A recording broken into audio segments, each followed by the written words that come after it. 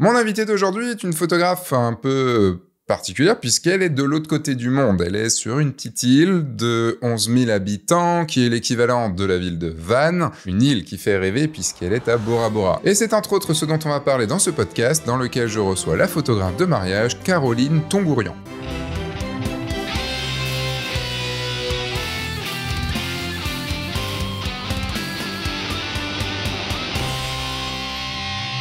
Cette semaine, j'ai le grand plaisir d'accueillir Caroline Tongourian dans ce podcast. Elle a réagi à un de mes mails sur la newsletter du guide du photographe de mariage, sur le mail du guide du photographe de mariage. Et quand j'ai vu qu'elle était à Bora Bora et ce qu'elle faisait, je me suis dit, ça pourrait faire une très bonne invitée pour le guide du photographe de mariage, pour le podcast du guide du photographe de mariage. Et donc, du coup, chose faite, je lui ai demandé, elle m'a dit oui, et on arrive donc du coup sur ce podcast. Dans ce podcast, on va voir plusieurs choses. C'est quoi d'être photographe de mariage à Bora Bora? Ou à Bora, comme elle l'appelle. Est-ce que c'est les mêmes mariages que nous avons en métropole? Est-ce que c'est quelque chose de différent? Comment on gère la lumière là-bas? Comment on gère le business là-bas? Comment on arrive à se faire connaître? Puisque du coup, Caroline est originaire de Lille et puis elle est partie à Lille. Mais elle n'a pas la même.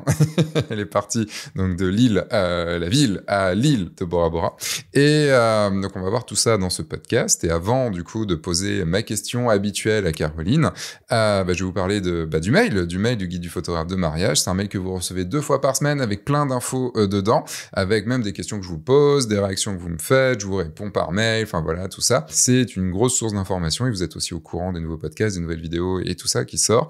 Pour vous inscrire, c'est très simple, c'est gratuit et c'est dans la description. Comme ça, vous êtes au courant de tout ce qui se passe. Et surtout, c'est pas vraiment une newsletter puisque c'est dans le sens où je vous parle 2 fois par semaine, le mardi et le jeudi, de points, du marketing photo, de comment shooter des mariages, de tout ça, de réflexion, de plein de choses autour de la photo de mariage. Je vais encore me répéter. Donc allez, c'est parti. Je vais poser du coup à Caroline la question qui fait stresser un petit peu et je sais que cette question l'a fait un peu stresser. Et donc on arrive, Caro, à la question pour commencer que tu connais. Est-ce que tu peux nous faire ton elevator pitch, s'il te plaît?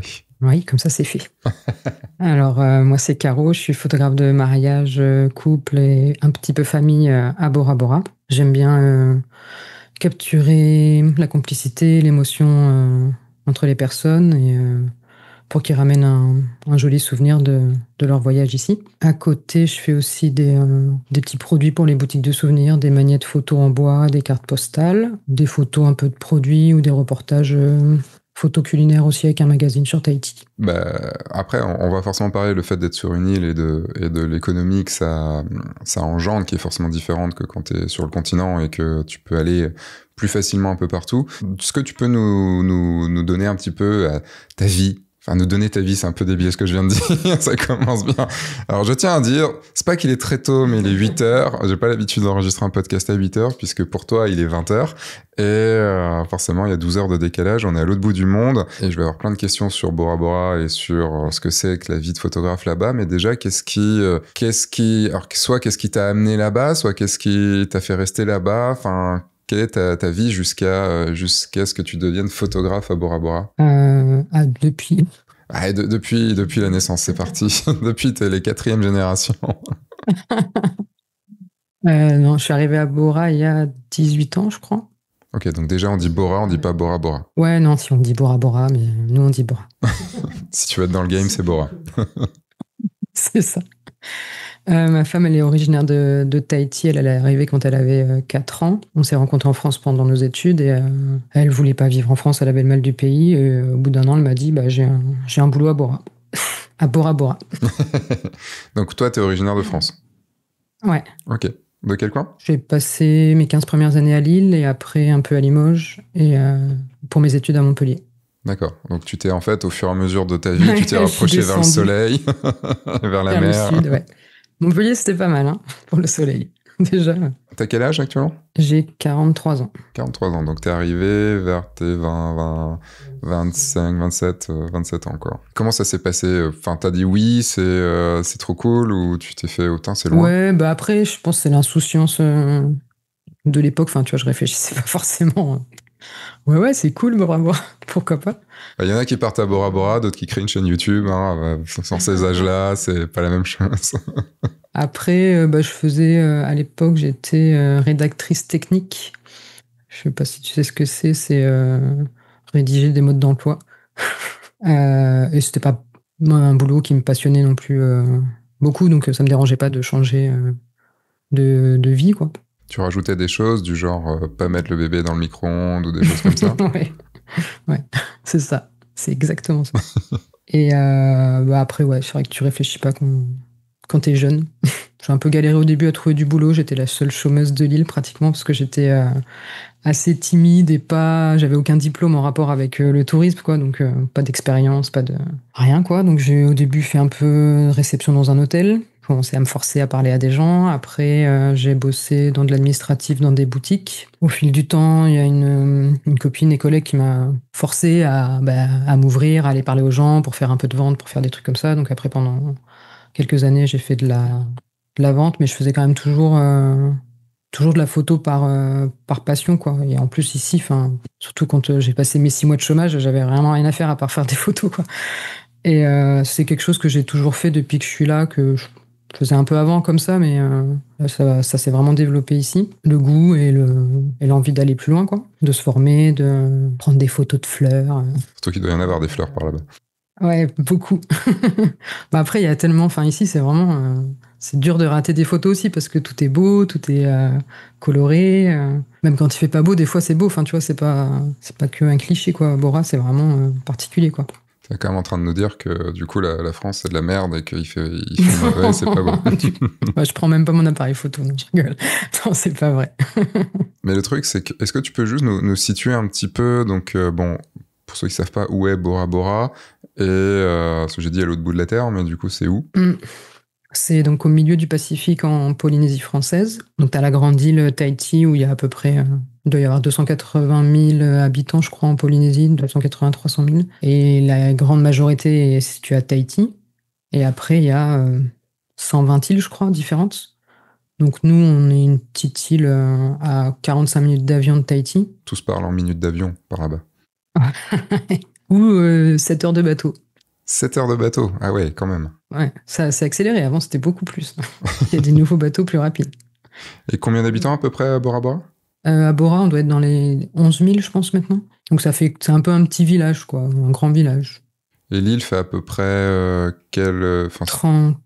32 km, je crois. En 45 minutes aussi, t'as fait le tour de l'île. C'est à peu près, pour les Bretons, la taille de Vannes. Et quand tu dis il y a à peu près 10-11 000 personnes, c'est des locaux? Parce que du coup, je me doute que par là-bas, c'est beaucoup de touristes aussi. Ouais, non, ça compte pas les touristes, les 10-11 000.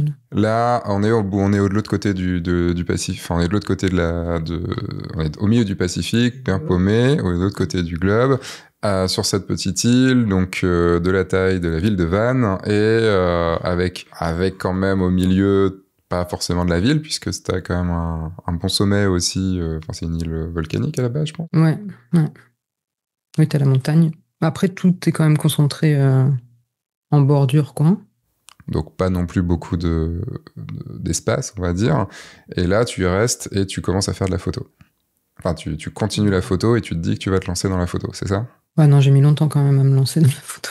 Parce que là, ça fait combien de temps? Avant Covid, j'avais déjà... Ici, on appelle ça une patente quand tu es entrepreneur. C'est super simple. Tu remplis un papier et tu peux travailler à ton compte assez facilement. Donc, je faisais patenter déjà pour travailler. Je travaillais dans des boutiques. À un moment, j'étais plus salarié. Donc, j'étais à cheval entre une boutique de souvenirs et une entreprise qui fait les navettes bateaux pour les hôtels. À un moment, avant Covid, ils ont voulu me salarier 4 jours, l'entreprise de bateaux, parce qu'ils avaient besoin de moi plus souvent. Donc là, je faisais un peu de photos, un peu d'administratif, des trucs de gestion, des tableaux Excel, un peu de tout. Donc c'était cool parce que c'était varié et j'aime pas quand on fait toujours un peu trop pareil dans le travail. Et ça me laissait le temps de me lancer dans la photo. Mais bon, d'un côté, ça m'accrochait aussi encore à l'idée d'avoir un CDI et de me dire je suis protégé, j'ai un CDI. Donc j'avais besoin quand même de coups de pied au cul. Donc je pense que le Covid, ça a été un bon coup de pied parce que à la sortie du Covid,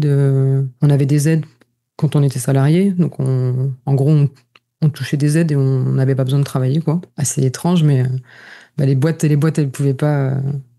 du coup, oui, il devait plus y avoir tout le monde, quoi. Puis y avoir de touristes, en fait.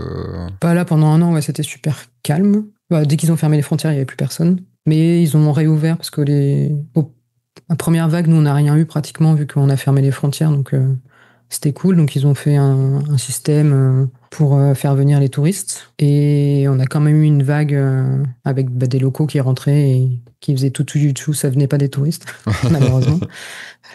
Et après, quand ça a été rouvert, là, j'ai lâché le boulot et j'ai fait la photo à plein temps, quoi. Et comment ça s'est passé le début parce que là, donc, tu avais déjà un pied dans le tourisme avec les boulots que tu as fait.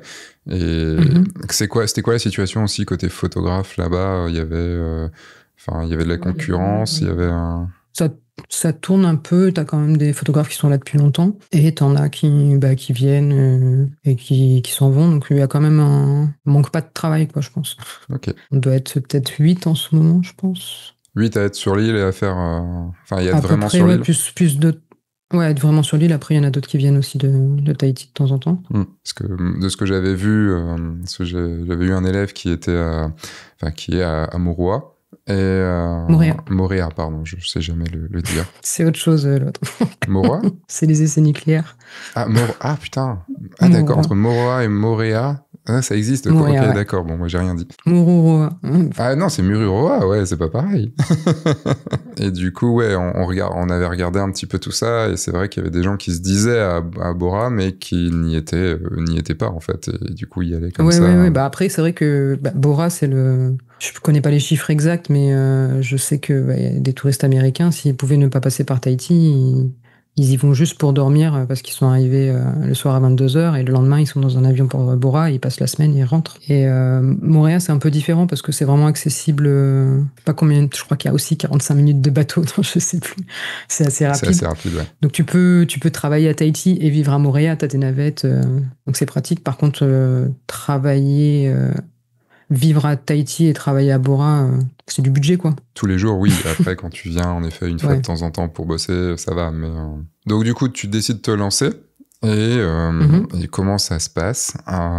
Donc, tu as fait ta patente et comment tu trouves tes premiers clients? Comment tu décides ton entreprise? Comment tu décides l'axe de ton entreprise? Comment ça se passe à ce moment-là dans ta tête? Il y avait un photographe là avec qui on était copains, on avait fait des expos photos ensemble, et c'est vrai que de temps en temps, s'il pouvait pas, il m'envoyait il donnait mon contact à ses clients quand il était pas dispo. Donc ça, c'est des trucs, c'est cool parce que on n'est pas beaucoup et on se connaît tous, donc tu vois, on se transmet comme ça. Et aussi, j'avais planté des petites graines. Tu vas voir les hôtels, ça peut prendre du temps quand même parce que les hôtels sont habitués à travailler avec des photographes et n'ont pas forcément besoin d'en rajouter dans leur catalogue. Avant Covid, j'avais déjà tenté plusieurs choses. Des fois, j'avais des contrats, mais on m'appelait pas forcément. Pareil avec les tours opérateurs. Donc tout ça prend du temps. Mais après, au bout de quelques années, les graines ont poussé et il y a tout qui prend un petit peu partout, quoi. Ok. Ça, plus les recommandations des gens qui sont déjà venus, qui ont de la famille qui vient, ou les réseaux sociaux et un peu le site web aussi. C'est assez logique ce que tu dis, mais il faut quand même au début aller le faire, ce qui est pas forcément évident non plus pour tout le monde. Il y a eu donc cet ami, ce collègue qui t'a donné un peu qui t'a donné des doublons, des boulots qu'il faisait pas. Mais quand t'as été voir les hôtels, tout ça, qui devait déjà travailler avec des gens, très certainement. Comment ça se passe? T'as mis le pied dans la porte? C'était compliqué. Il y avait des hôtels où des fois j'avais peut-être une demande de réservation pour un shooting, donc je demandais est-ce qu'il y a des frais d'accès, et sinon est-ce qu'on peut parler pour un contrat, quoi, prendre rendez-vous et tout. Il y en a, je crois, un assez rapidement qui m'avait fait confiance, et après d'autres ça a mis des années, voire je sais pas pourquoi en fait. Mais t'y as été souvent? Non, parce qu'après déjà c'est sur les motos, donc t'es obligé de soit par téléphone, soit par mail, soit je relançais, soit avec le travail que je faisais là pour la boîte qui fait les bateaux, j'avais accès aussi contact avec des concierges, donc des fois après c'était à force de connaître les gens. Et... Au début ça a pris du temps. Après, je pense que c'était l'époque. Aujourd'hui, peut-être que ça prendrait moins de temps, je sais pas. Mais il y a peut-être plus de monde aussi. Ouais, il y a plus de monde. Après, il y a des vagues, quoi. Peut-être que dans un an, ce sera plus compliqué. On peut pas trop savoir comment ça va tourner le tourisme, quoi. À chaque fois, on se dit ah cool, on a fait une super année par rapport à l'année d'avant, mais il y a un moment, ça va s'arrêter, quoi. Enfin, tu vois, tu peux pas. Ouais, parce que du coup, ta clientèle à toi, c'est vraiment c'est quoi? C'est 95% de touristes? Il y a quand même des locaux? Ouais, il y a un peu de locaux. Après, c'est vrai que comme on est une petite île, bah, forcément, il y a moins de... Sur 11 000 personnes, je fais parfois un peu de photos studio, tu vois, ou des photos de maternité. Souvent, c'est des copains ou des connaissances ou des gens qui ont vu sur Facebook ou Instagram. Facebook, ça marche pas mal ici. Encore, je sais pas si c'est partout. J'ai pas l'impression que ce soit partout dans le monde, mais nous, on adore. Ça marche encore pour certaines personnes qui sont pas encore passées sur Insta ou sur autre. Enfin, c'est vrai que Facebook a perdu beaucoup. Moi, j'ai abandonné depuis avant Covid, donc large. Mais c'est vrai que je pense dans des endroits comme ça doit être plus, où c'est plus communautaire peut-être, ça doit plus marcher. Bah, c'est un peu le bon coin aussi, tu vois. Donc ça fait. On n'a pas le bon coin, on a Boravante Échange. Donc, Oh, Boravante Échange, joli. Ok, donc du coup, ouais, 95% de touristes sur tes clients? 90, 80. Après, des fois, il y a des locaux, il y a des gens de Tahiti aussi de temps en temps qui viennent en vacances à Bora. Ils ont moins de trajets que quelqu'un qui vient de... C'est clair. De métropole. Donc tu disais que tu fais du mariage, que tu fais de la photo de couple et un peu du coup de maternité des fois, tout ça et des souvenirs. C'est quoi exactement la photo de mariage à Bora? Souvent, c'est la cérémonie soit de mariage, soit de renouvellement de vœux polynésienne. Donc tu as soit la version simple où tu as juste un prêtre et un musicien avec les symboles du mariage polynésien. Des bracelets avec une feuille de haoutis et une plante locale qui met autour des poignets. Après, avec un coquillage, un conque, un gros coquillage. Il leur verse de l'eau et à la fin, il les emballe dans un petit face et une couverture locale. Et ça, c'est la version simple. Et après, tu as la version avec le groupe de danse où après, bah, tu as musique, danse, chant, ambiance locale, quoi. Par rapport à un mariage français, du coup, il y a que ça ou il y a une soirée après? Enfin, il y a beaucoup d'invités? Non, alors, la plupart de mes shootings et de mes mariages, ça dépend des périodes, mais souvent c'est 1 heure ou 2 heures de shooting, quoi.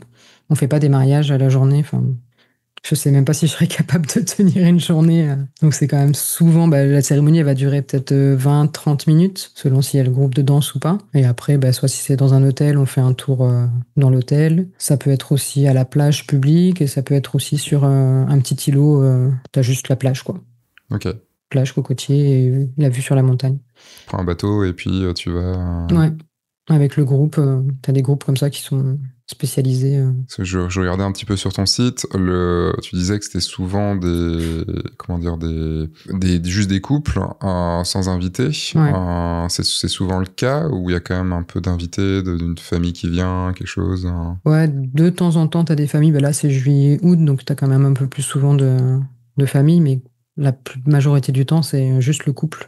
Soit parce que ils sont en lune de miel, ils veulent faire la cérémonie et tout, soit parce que ils n'avaient pas envie de dépenser tous leurs sous dans un mariage et ils préféraient se payer un voyage en Polynésie. Et t'en as qui font carrément le mariage civil à la mairie et après le mariage polynésien dans la foulée, quoi, dans la même journée. Et ils ont tellement raison. je prêche pas pour notre paroisse en disant ça, hein, c'est sûr, mais... Ouais, moi, c'est vraiment du luxe. Enfin, tu vois, on a le prêtre, le couple. Des fois, il y a un vidéaste. Et voilà, enfin, tu vois, on est gêné par personne ou par des touristes de temps en temps qui se mettent en plein milieu. Mais il y a plus de prestataires que de clients, quoi, en gros. Enfin, ouais, dans une cérémonie comme ça, il y a le toujours. couple et 3 prestats et 4 prestats. C'est ça. Minimum, il y a plus de gens. Ouais. C'est un peu de l'élopement, quoi. Tu le vends comme ça ou c'est... Non, des fois, je le mets peut-être en mots-clés parce que peut-être que les Américains, ils recherchent un peu ça, mais ça ressemble clairement à de l'élopement. Des fois, tu as aussi le mariage, c'est un peu plus rare, mais western, ils appellent ça. Ils viennent c'est avec un peu à l'américaine. Et tout ça ou... non, c'est western parce que c'est de l'ouest. C'est juste, il est habillé en blanc, le prêtre, et il parle pas forcément tahitien, et il lit un petit poème, et tu vois, c'est plus je pense que c'est un peu les cérémonies laïques, peut-être à l'américaine. Oui, parce qu'on pourrait aussi aller se dire qu'un couple américain ou autre qui vient à Bora se faire une cérémonie polynésienne, il peut y avoir de l'appropriation culturelle ou des choses comme ça. Je pense, Enfin, je pense pas que ce soit gênant. Enfin, tu vois, au contraire, c'est vraiment ils donnent, quoi, quand ils le font, c'est pas forcément mal vu. Ouais, non, mais t'as raison, il y a des trucs, ça peut l'être. Hein. Là, pour le coup, non. Et puis, ça fait vivre quand même des gens, en plus. Donc, ça fait partie de la culture aussi, tu vois, la cérémonie, et puis les danses, les chants. Ouais, en fait, dans l'idée, si tu pousses un petit peu le raisonnement, tu fais à ce côté de venir à l'autre bout du monde pour se marier selon des rites d'un pays où t'es pas. Oui. Ou peut-être pour certains c'est de cœur et que voilà quoi. Moi perso, j'adore ce genre de choses et je me dis c'est trop cool de voir d'autres.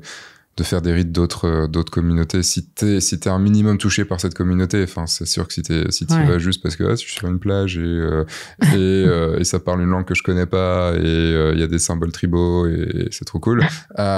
Oui, ça c'est un peu couillon quoi. Mais le côté si t'es touché par cette série, par ces traditions-là et tout ça, enfin, même si t'es pas du coin, tu vois, des gens moi, je suis originaire de Bretagne, s'il y a des gens qui viennent en Bretagne et qui adorent la Bretagne et qui font des trucs bretons, bah, tant mieux, enfin, c'est cool, quoi. C'est le partage. Après, c'est un peu la même chose que pour les tatouages, quoi. Toi, t'as le droit, j'ai vu que t'en avais un, tu as le droit d'avoir ça fait 18 ans que t'es là. Après, il y a ouais, ça, j'ai le droit.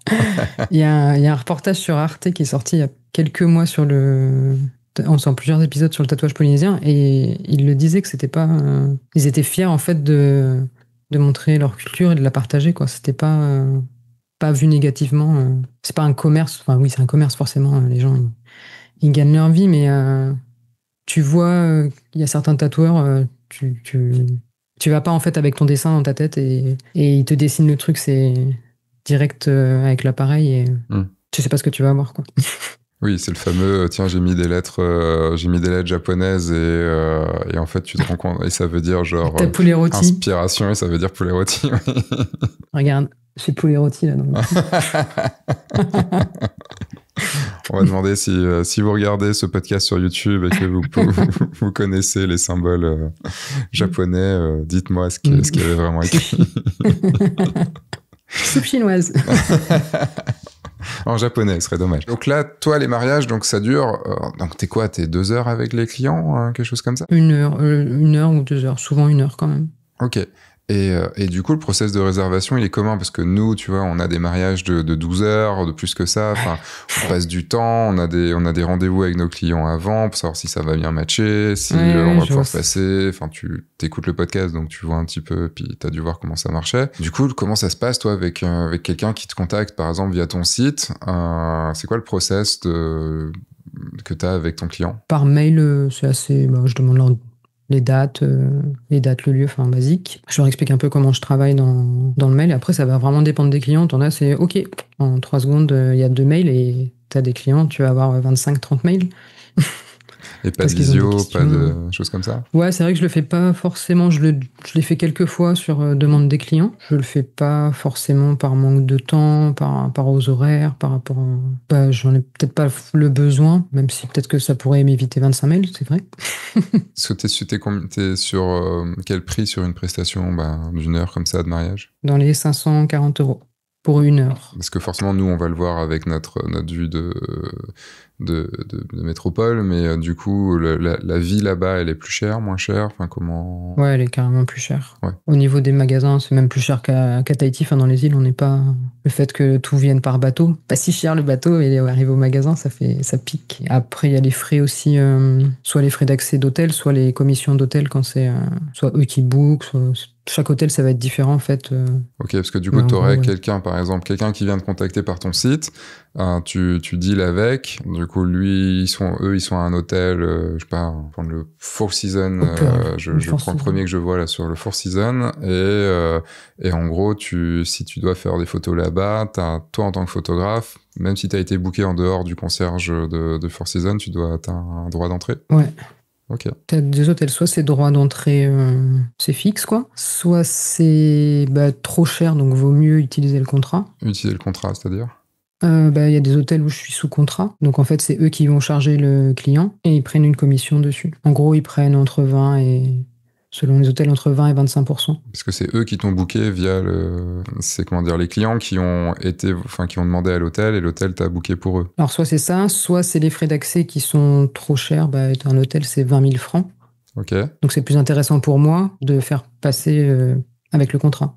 Ok. C'est eux qui bookent, c'est eux qui Donc même si c'est les clients même si c'est le couple qui t'a contacté, tu dis c'est plus intéressant de dire à l'hôtel, bon, bah, vous faites votre truc. Ouais, voilà, je dis, après c'est moi qui fais la réservation auprès de l'hôtel. Après, franchement, on a accès à tout l'hôtel, enfin, tu vois, donc il y a même, depuis cette année, sur l'île, je sais pas si t'as une carte, Matira, c'est au sud. Si t'es pas dans un hôtel de luxe, en gros, les hôtels de luxe, c'est autour de l'île, sur les petits motus. Et après, vraiment, si tu veux voir Bora et voir du lagon, c'est la plage, à côté de la plage publique, donc à Matira au sud. Ok.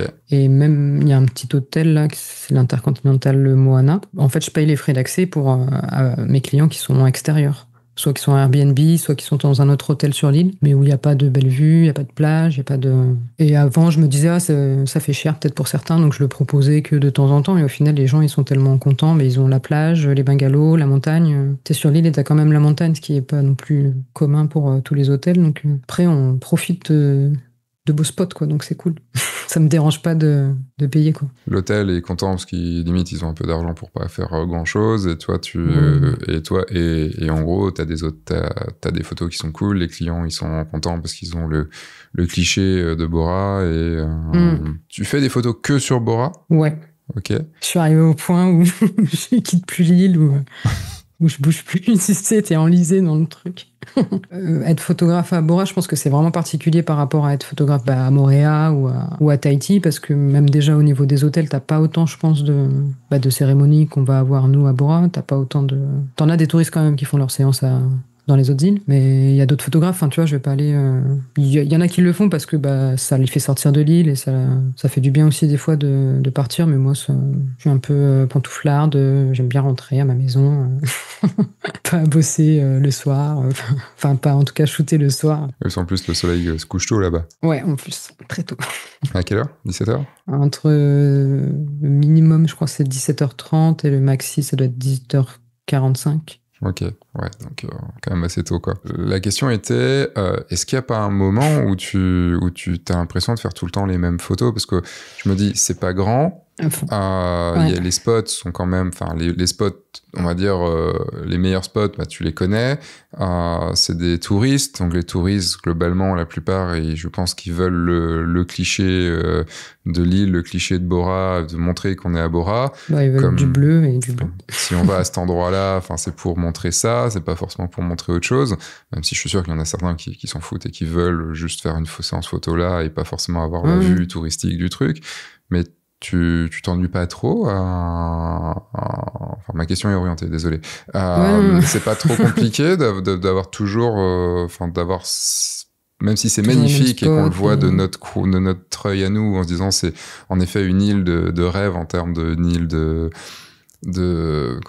dépaysement total pour nous. Toi, le fait que tu fasses tout le temps les photos là-bas, est-ce que tu arrives à te renouveler? Est-ce que tu arrives à continuer à avoir de l'énergie, à avoir l'envie de le faire? Oui, si oui, où est-ce que tu le trouves? C'est un truc dont j'avais peur au début et qui au final me perturbe pas tant que ça. Des fois, c'est pas les mêmes gens, c'est pas les mêmes forcément moments de la journée, donc l'île elle est c'est pas éclairé pareil. T'as le truc bête, mais la montagne de Bora, selon où t'es, elle a pas du tout le même dessin, quoi, d'un hôtel à l'autre, d'une vue à l'autre. Et le matin et l'après-midi, c'est pas du tout les mêmes lumières, donc c'est vraiment différent. Et après, ouais, des fois, faut se forcer, je pense aussi, et je le fais peut-être pas quand je suis dans le jus là, de la haute saison, je prends peut-être pas assez de recul, mais un jour, j'avais une séance où j'arrive dans l'hôtel le matin, et c'est un hôtel où les navettes, c'est un peu compliqué. T'as une navette le matin à 8h40 et en gros, pour revenir après, c'est 11h, je crois. Donc j'arrive, il se met à pleuvoir et en fait, tu vois que ça s'arrête pas, quoi. On se dit, bon, tant pis, on lâche l'affaire. Donc moi, je suis bloqué jusqu'à 11h. À 11h, je rentre. J'ai une demi-heure de voiture retour. Et là, il me rappelle, il y a des éclaircies et tout. Ok, je reviens. Et c'était super gentil, donc tu vois, ça fait envie de leur dire non, c'était genre leur dernier jour. J'arrive en chambre et il repleut. On se dit, oh putain, non. Et on se dit, bon, tant pis, foutu pour foutu, on le fait sous la pluie. Et au final, je me suis retrouvée à faire 40 minutes à un seul spot, alors que d'habitude, je fais 1 heure et je fais peut-être 4-5 spots, parce que tu marches et assez rapidement, tu as quand même des choses différentes, quoi. Et là, 40 minutes sur le même spot, je me suis dit, ah ouais, faut juste sortir les doigts un moment pour trouver la nouveauté, quoi. Donc, ouais, faut se forcer, je pense. Et c'est quelque chose que je fais peut-être pas assez souvent. En plus, là-bas, ça doit être tellement agréable. Enfin, il doit faire chaud, de la pluie. Enfin, après, quand ça tombe, Ouais, ça des fois, tombe. Mais t'es content quand il pleut, quoi. il y a de ça. Et puis, enfin, ça doit faire... en protégeant bien ton appareil, tu peux faire des trucs... Enfin, je sais qu'il y a une fois, j'ai donné un cours, un cours solo à Paris sur la photo de couple. Et on faisait toute la journée, et tu vois, il y avait le matin un couple et l'après-midi un deuxième couple, et en fait, à la fin du truc, on s'est retrouvés, je sais plus dans quel quartier, mais dans un quartier, il a commencé à pleuvoir et tout, et on s'est dit allez, on y va, et on s'est fait des putains de photos. Je lui ai dit mais vas-y maintenant, c'est là, il pleut, c'est le truc, quoi, et on s'est retrouvés sous une pluie. Ah non, ça peut être super joli, mais je t'avoue, je fais gaffe quand même à l'appareil. Soit j'ai un parapluie, soit j'ai un parapluie. Alors, soit j'ai un parapluie, ouais. soit... Non, j'ai pas le poncho en plastique, non, c'est pas terrible. J'ai essayé, c'est pas ouf. Après, tu sais, il y a toutes les sacoches, un peu de plastique autour, enfin, parce que shooter avec un parapluie, c'est pas évident non plus. Non, mais j'aime pas la pluie en vrai. Comme les chats, tu sais. Oh, c'est que de l'eau. Tu parles un breton en même temps. Donc je suis couvert. Tout va bien. Je peux shooter. Faut juste pas que je sois mouillé. Oh. Et t'as l'océan tout autour de toi. Il faut pas que tu sois mouillé, quoi. Si, les pieds, ça va. Est-ce que t'as des demandes des fois un petit peu, enfin, du coup, qui te sortent un peu de l'ordinaire, ou c'est la plupart du temps un truc cliché, où toi tu proposes peut-être pas, enfin. Est-ce que tu arrives à faire des photos hors normes? Tu vois, là on parle des photos sous la pluie, mais parce qu'on parlait de photos clichés un petit peu de l'île, est-ce que tu as des demandes un petit peu genre ça peut être aller dans l'eau, ça peut être aller sous l'eau, ça peut être faire un trek? Je suis assez classique. Ok. Il y en a qui font avec le globe là, pour avoir mi-air, mi-eau là, tu sais. Donc non, c'est pas du truc que je propose. Je suis resté dans le classique sur terre, un peu les pieds dans l'eau, mais c'est pas des choses où... Je suis arrivé sur l'île, je savais pas nager, donc je comprends c'est pas très intelligent, ça. Je comprends en fait pourquoi tu restes sur l'île. C'est que tu peux pas en partir. Non, ça y est, c'est ça. Non, j'ai progressé, je sais nager maintenant, mais après, c'est toute une organisation, et j'ai pas forcément envie de me lancer dans ce genre de choses, parce qu'après, c'est pas ce que je recherche, je pense, dans la photo non plus, donc du coup, tu me fais un gros appel du pied. Qu'est-ce que tu recherches dans la photo, dans ce type de photos-là? L'émotion qu'il va y avoir entre les gens, quoi. C'est de le retranscrire, et de... tu sais, quand je sais pas, même quand t'es en train de trier tes photos, et bêtement, tu te retrouves à sourire, parce que tu ressens le bonheur, tu ressens l'émotion du moment, quoi. Moi, tu vois, j'ai ça, mais comme je passe beaucoup de temps avec mes mariés, parce que même des fois, je pars en voyage avec eux, on reste 5-6 jours ensemble, on vit plein de choses ensemble et tout. Donc, il y a un très fort lien qui se crée, ce qui participe au fait que je souris parce que je les aime beaucoup, et que voilà. Toi, tu passes peu de temps avec, t'arrives à créer du lien, t'arrives à...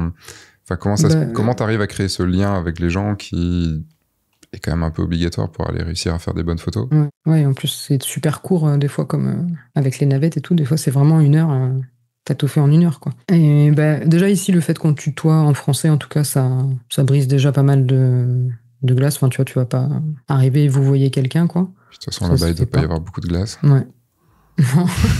Et après, j'essaie d'être un peu naturel, comme nature peinture, quoi, tu vois. Donc, c'est amical, et enfin, je sais pas, je réfléchis pas forcément, mais... Et ça fonctionne, enfin, t'arrives à créer un lien. Je trouve, des fois même, tu te dis, punaise, en peu de temps, on arrive à, des fois, aborder des sujets où tu pars dans des trucs. Et même des fois, sans parler, c'était des Italiens, où la cliente parlait pas français ni anglais, et en gros, enfin, on parlait sans se parler, et je sais pas, il y avait une connexion assez ouf, sans avoir à parler, quoi. Mais oui, tu restes très peu de temps, du coup. Enfin, c'est quoi le maximum que tu sois resté, enfin, ouais, c'est quoi le maximum que tu sois resté avec? Ouais, ça va être sur des demi-journées, ouais. Ouais, donc c'est assez peu. Après, peut-être que j'extrapole, mais je me dis qu'ils sont en vacances, qu'ils sont dans un Ouais, des lieu. fois, ils te font un planning, ils ont 3 activités et ils te calent un shooting en même temps, quoi, dans la même journée. Donc, ils sont pas forcément le temps non plus, quoi. Oui, mais ce que je me dis, c'est qu'ils sont hors de chez eux, hors de leur pays, dans un cadre qu'ils ont rêvé peut-être. Enfin, c'est... Ouais, c'est le voyage d'une vie pour beaucoup de gens, quoi. Donc, pas tout le monde, mais une bonne partie, quoi. Et ça m'a fait rire quand j'ai vu tes liens et tout. Tu es, je pense, la première personne que j'interviewe sur ce podcast qui a une page sur TripAdvisor. Ah bon?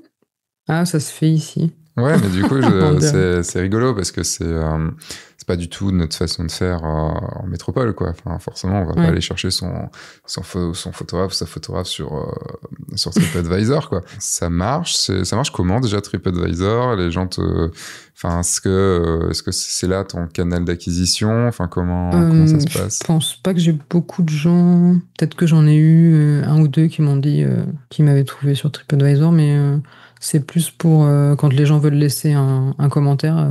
Ça se fait beaucoup par ici sur TripAdvisor, donc je l'avais fait à l'époque là quand j'avais fait un peu tous les réseaux, le site.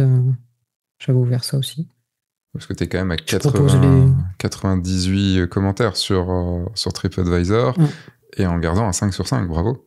J'ai un 4 sur 5 en Google, mais c'est un truc complètement inepte qui n'existe pas, quoi. Enfin, je sais pas d'où ça sort. Oui, quelqu'un qui t'a... Ah non, c'était un 5. Non, le 4, c'était. Non, le seul 4 que j'ai sur Google, c'est parce qu'il faisait trop chaud.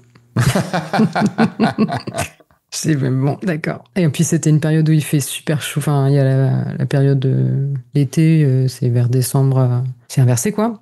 Et si soit il pleut, c'est la saison des pluies, mais quand il pleut pas, mais qu'il fait soleil, c'est assez invivable. Enfin, il fait super lourd, quoi, et humide, et même si on dépasse pas les 30 degrés, tu te traînes, quoi. Enfin, c'est dur. Et je fais un peu toujours les mêmes horaires, et puis en plus, c'est un hôtel où le soleil se couche derrière l'hôtel, donc derrière les cocotiers. Donc en gros, à 4h30, t'as plus de lumière, quoi. Enfin, t'as de l'ombre, et donc ils vont faire la gueule si tu leur fais des photos à l'ombre tout le truc. Et donc elle avait trop chaud. Mais moi aussi j'avais chaud, hein. Je dis pas qu'il faisait pas chaud, hein. Moi aussi j'avais chaud, je leur ai Mais- pas foutu un mauvais commentaire sur Ah leur oui. profil Facebook, merde. C'est ça. Un 4 quand même, c'est pas de ma faute, mince. Ça va, le 4, Mais bon. ça reste quand même un 16 sur 20, c'est quand même pas si mal, hein. Ouais. C'est marrant parce que maintenant, quand on est à 3 ou 3,5, on se dit c'est de la merde. Alors que si t'avais ça à l'école, tu vois, si t'avais entre un 12, entre un 12 et 15, c'était quand même pas si mal, quoi. C'était même super. Donc non, ouais, t'as pas trop travaillé ta page TripAdvisor. Tu vas Non, j'avais mis les photos à l'époque. J'étais tout excité de dire putain, c'est cool, il y a quelqu'un sur pardon. TripAdvisor et tout. Et puis là, bon, non, je m'en fous. Oh putain.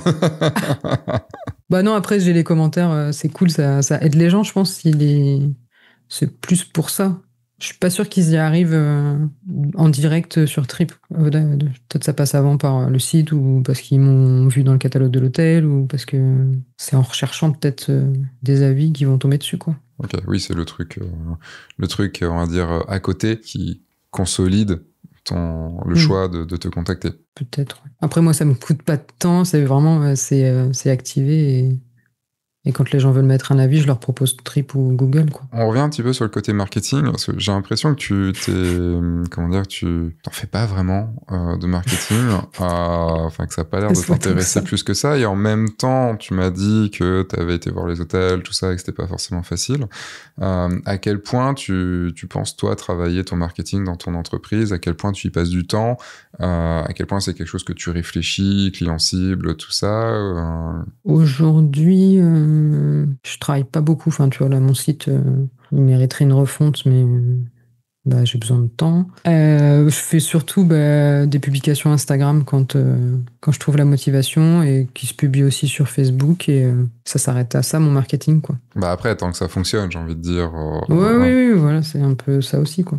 Et dans tes débuts, du coup, est-ce que tu as réfléchi ton marketing? Est-ce que tu as fait ça de façon empirique? J'avais démarché les hôtels, j'avais démarché aussi les tours opérateurs à Tahiti. Je l'avais fait dans le cadre de mon boulot, donc au passage, j'avais aussi démarché pour la photo, une pierre deux coups. Pendant le Covid, j'avais pris le temps de refaire le site. Et c'est tout, je crois. Est-ce que le fait qu'on soit sur une île comme ça, où du coup, il y a quelques photographes, mais pas beaucoup, et que ce soit une île qui amène aussi à aller se marier, aller tout ça. Enfin, tu penses que ça peut marcher comme ça sans trop travailler le marketing? Je sais pas, parce que ça met vraiment du temps aussi. T'as du bouche à oreille entre les gens parce qu'ils ont vu leurs copains qui sont allés en voyage. T'as un peu de ça. Je pense que ça met du temps à se mettre en place quand même. Quand il y en a qui se lancent, tu vois, ils vont pas arriver tout de suite avec un temps plein dans les 6 mois. C'est compliqué, je pense. Ça l'était un peu plus compliqué avant. Et après, on sait pas de quoi demain est fait. Donc, s'il y a quelqu'un qui arrive et il y avait des gens qui faisaient j'avais des copains photographes, ils sont retournés en France. Et lui, il était photographe et elle était super forte en marketing. C'était son boulot et tu voyais le taf que ça prenait et il manquait jamais de réservation. Mais après, faut pouvoir enquiller derrière, faut l'organisation, quoi. Pour se donner une idée, tu fais combien de séances tu prends un mois, on va dire, lambda, tu vois, ni la haute saison, ni la basse saison. Tu fais combien de séances, combien de boulot dans le mois? Il y a vraiment des grosses différences entre basse saison et haute saison, je pense. Après, il y a des années où il y a moins de basse saison. Il y a que cette année où on a vraiment ressenti la basse saison après Covid. C'était tout le long de l'année. Donc quand c'est haute saison, c'est une vingtaine par mois et sinon, c'est entre 10 et 15. 10 et 15 mariages ou 10 et 15 selon tout ce que tu fais? Séances. D'accord. Après, il y a des périodes, il y a un peu plus de mariages. Ça va être entre un tiers et la moitié, je pense. Ça va dépendre des périodes. Après, je me bloque à une vingtaine parce que je veux pas. Après, c'est trop. Je travaille pas bien. Je suis fatigué et ça reste quand même une séance. Puis je suis chaud. Ah, ça va, tu l'as cherché aussi. Hein. Ouais, c'est vrai. Je vais mettre le petit ventilateur de cou, là. Donc, ouais, ça fait, mais quand on calcule, tu vois, 20 séances, ça fait quand même une séance par jour, 5 jours sur 7, 4 semaines par mois. Donc, c'est. En jour ouvré, on doit être à 21 en moyenne, quelque chose, 21, 22. Donc, ça reste un travail, une séance photo tous les jours avec le tri, le post-traitement, le marketing, le contact client. Donc, c'est quand même du taf de faire tout ça. Donc, tu as tout ce taf-là. C'est lissé évidemment sur l'année, avec des mois plus importants que d'autres, comme tu disais. C'est souvent l'angoisse qu'on peut avoir quand on est à son compte, c'est de ne pas savoir de quoi demain sera fait et en plus, le fait d'être sur une petite île fait que c'est dur d'aller chercher ailleurs. Tu vois, on peut se dire, ça marche pas, je suis à Lyon, ça marche pas, je vais aller voir à Paris, ou je vais aller voir... C'est 2 heures de train, et puis c'est pas très loin, et puis voilà. Comment tu vis le truc d'être à ton compte là-bas? Je suis un peu de nature stressée quand même, comme personne. Donc, j'essaie de me fixer des objectifs, et après, je fais d'autres activités à côté, là, les petits magnettes et cartes postales, ça paye, tu vois, dans ma tête, ça me paye un peu les charges, quoi. Et après, le reste d'à côté, c'est plus pour le plaisir de faire autre chose que de la photo de couple, quand je fais les photos reportages pour le magazine culinaire, ou j'ai une copine qui a une bijouterie, donc je fais des photos assez régulièrement pour sa page. Moi, ça me change, ça me coupe un peu dans le truc. Ouais. Après, je me dis que j'ai de la chance d'être à Bora, on a quand même pas mal de touristes, donc tant que c'est là, on en profite, quoi. Si, j'ai un peu l'impression, mais en même temps, en y réfléchissant, c'est aussi un peu ce que j'en sais. Je pense que tu as vécu du coup la métropole, tu as vécu le Bora. Le rythme doit être très différent, non, entre les deux. En gros, en métropole, on est quand même habitué à bosser quand même pas mal et tu vois, passer ne serait-ce que au moins 5 jours par semaine à bosser, tu vois, faire tout ça. Est-ce que le rythme là-bas aussi le rythme est pareil là-bas, ou ton rythme à toi, en tout cas? Ouais, c'est ça, chacun met son rythme, mais ouais, j'ai un peu du mal à lever le pied. Parce que quand j'ai beaucoup de shooting, forcément t'as beaucoup de boulot. Mais quand j'en ai moins, je vais tout faire un peu lentement, donc c'est pas forcément... j'ai pas forcément plus de jours off, quoi. J'essaie de travailler un peu plus efficacement aussi cette année pour un de mes objectifs, c'était de faire un peu plus de shooting, de moins m'écouter Bah, j'avais vachement d'angoisse aussi, tu vois. Souvent, j'allais en shooting. Il y a que depuis cette année où je me force à pas faire trop de longues pauses, genre de 5 jours sans shooting, sinon après, je repars dans Ok. pas un bad trip, mais à me dire, je suis en stress parce que j'ai tel mariage ou tel shooting. Donc là, depuis quelques mois, je suis pas dans un rythme non-stop non plus, mais au moins, j'ai moins cette peur-là, quoi. Est-ce que ça te dérange si on aborde un peu plus ce sujet-là? Non, non, non. Non, parce que c'est pas des sujets que je pensais aborder, mais c'est aussi très intéressant de qu'est-ce qui te stresse qu'est-ce qui t'angoisse du coup, parce que tu te parles d'angoisse, qu'est-ce qui t'angoisse dans le fait d'aller à une séance comme ça? Bah, j'ai toujours la peur un peu de pas satisfaire les clients, tu vois, pas te dire, même dans un mariage, de pas capter certains moments ou de pas bien faire le job, quoi.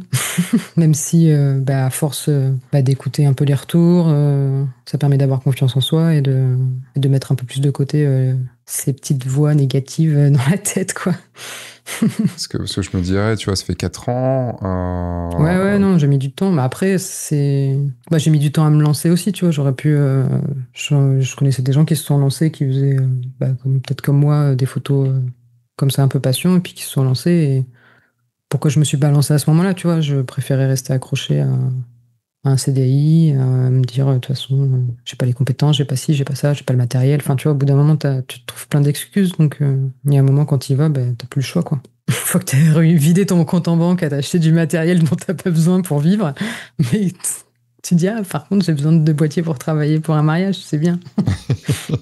Mais le truc, c'est que tu vois, ça fait 4-5 ans maintenant que tu fais cette activité. Tu fais quand même, tu me dis à peu près, ouais, on va dire une quinzaine de séances en moyenne tous les mois. Enfin, du coup, ça fait, enfin, si je fais un calcul ultra rapide, à ne serait-ce que 10 mois par an. Après, donc là, 150, au début, c'était pas autant. C'est le rythme, là, depuis 1 ou 2 ans.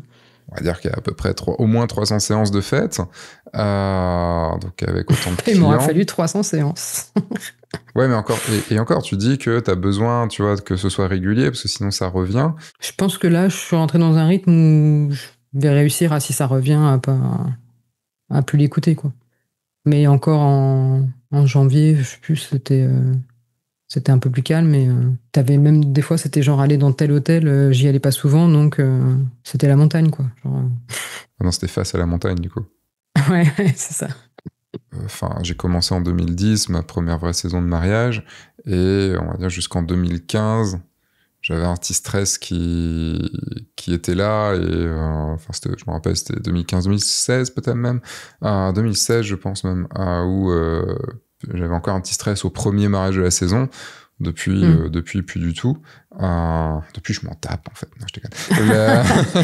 Mais j'ai remarqué aussi que, je sais plus, des fois, j'étais allée, j'avais genre, je sais plus si j'étais malade ou j'avais la migraine, et en fait, t'es pas bien, et au final, tu penses vachement moins à tous les trucs auxquels tu penses d'habitude, et je travaillais mieux, moins stressé, plus détendu, et au final, c'était mieux pour moi, et même le travail, je pense qu'il était mieux, quoi.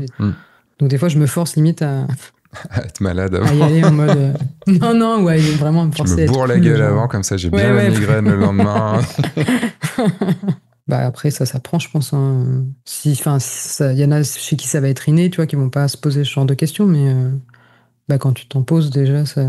Ouais, je pense que j'aurais pu me lancer si j'avais osé il y a quelques années avant, quoi. Ça a été un peu l'excuse de me dire, quand j'avais re-signé un contrat là dans la boîte, c'était un peu le but aussi, c'était je signe le contrat, mais à côté, je me concentre sur la patente photo, et ils m'ont aidé aussi dans ce sens-là, quoi. Et du coup, maintenant, en 2025, parce qu'on enregistre en début septembre 2025, là, par rapport à ton statut de photographe, de ce que tu fais, comme tu disais, tu étais un peu moins d'une dizaine sur l'île, enfin tout ça, comment tu te places toi dans ta tête par rapport, du coup, forcément à ton travail, mais par rapport au marché, par rapport à tout ça, est-ce que tu as cette assurance, tu as toujours cette difficulté de te voir dedans, c'est un peu syndrome de l'imposteur, ou du coup ça va beaucoup mieux? Ouais, non, ça, ça va beaucoup mieux.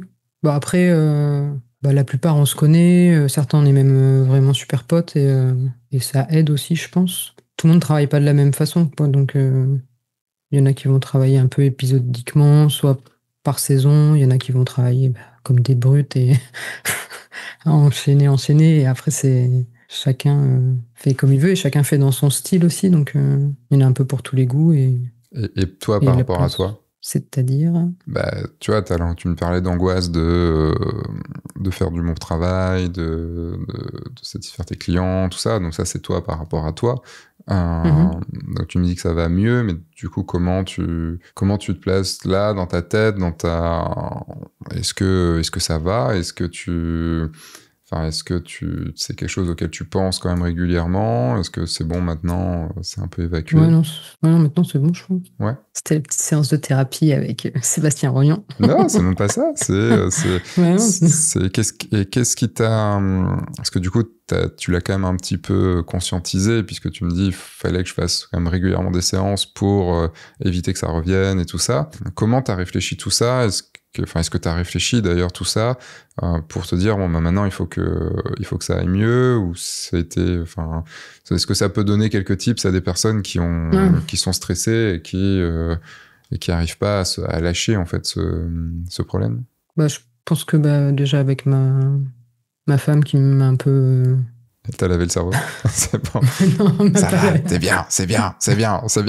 Bah non, mais après, c'est pas agréable pour l'entourage non plus, tu vois. Quand je suis stressée, bah, je suis chiante et donc fallait aussi que je me bouge, je pense, par rapport à ça. Non, mais c'était même un truc con, jusqu'à il y a pas si longtemps, si j'avais un shooting bah, l'après-midi, genre le matin, j'avais du mal à bosser, quoi. Et à un moment, c'est plus possible non plus parce que bah, ça m'empêche de travailler, voire ça m'empêchait des fois d'en prendre. Des fois, j'ai des demandes où j'en ai deux et j'aime pas le faire trop souvent parce que bah, ça me fatigue.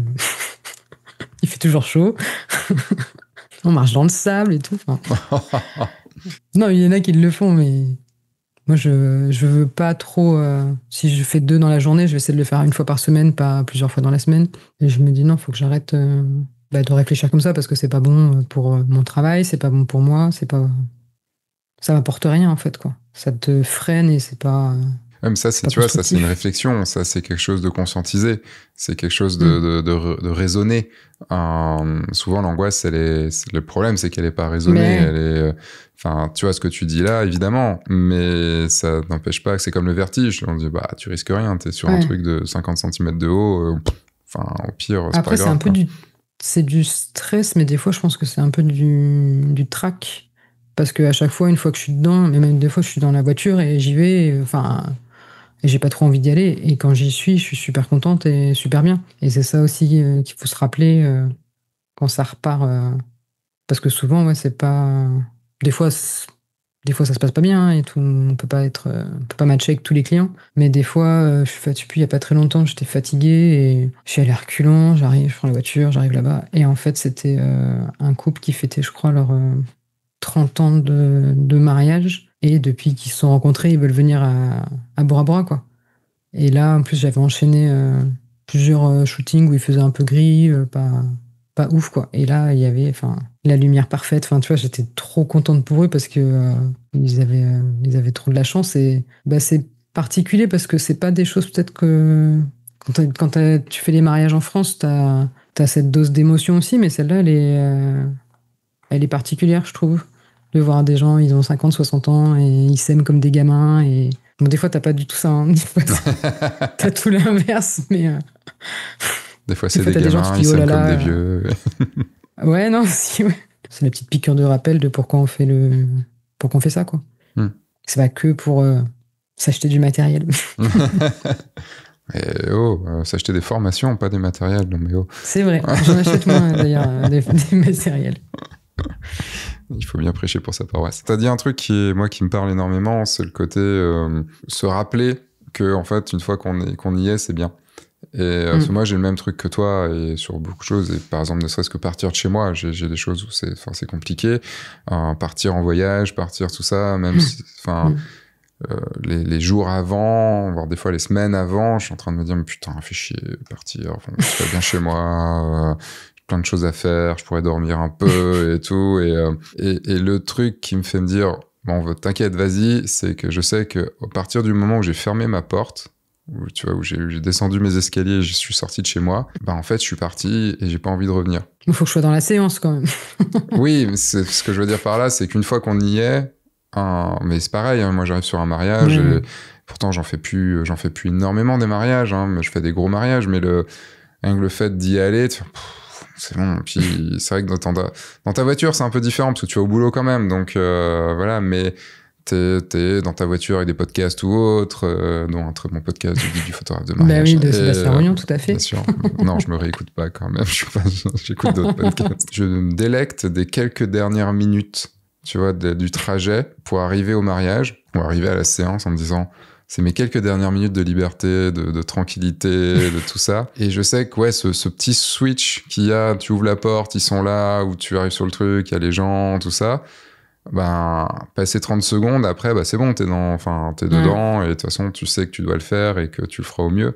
Mais c'est vrai que se rappeler que, par habitude, c'est bon, une fois que t'y es, tu fonctionnes comme ça, que tu as ce sas qui est chiant, mais qui est à toi, qu'il faut traverser, mais tu sais qu'après, c'est bien.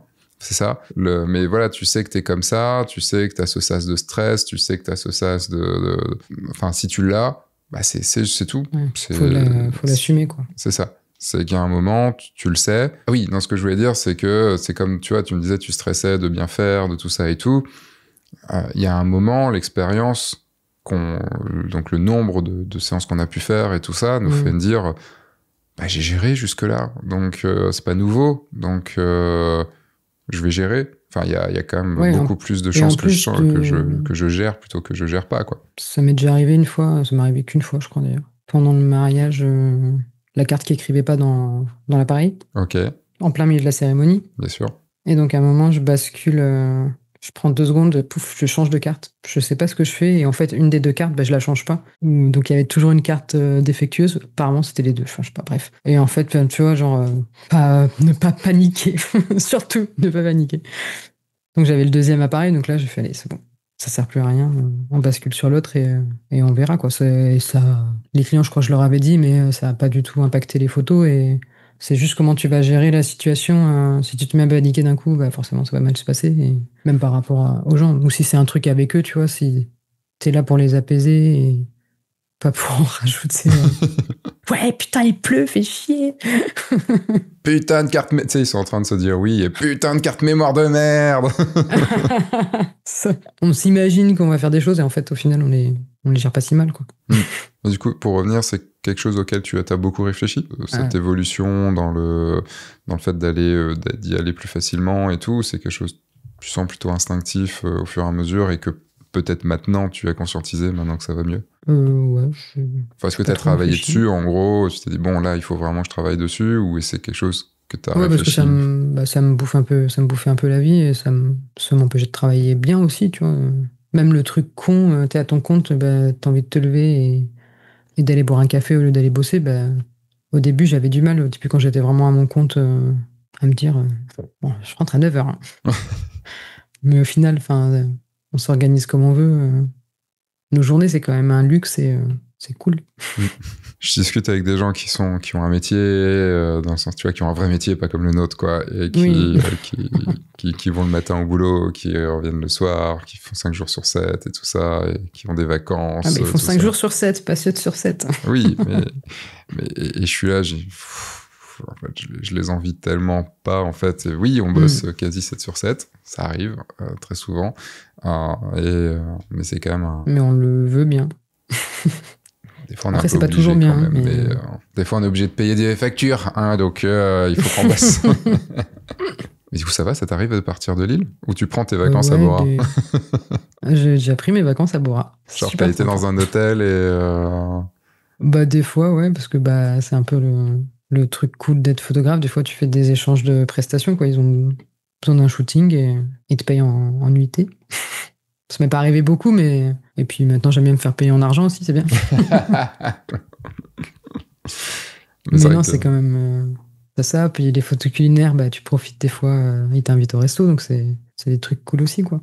Ça doit être marrant, parce que... Enfin, c'est un truc, je sais plus comment ça s'appelle en France, Il y a un site qui est sorti comme ça, où tu prends un hôtel, mais dans ta ville. T'es pas loin de chez toi, mais en même temps, t'as pris enfin, c'est un concept, quoi. Ils aiment bien des concepts marketing et tout ça.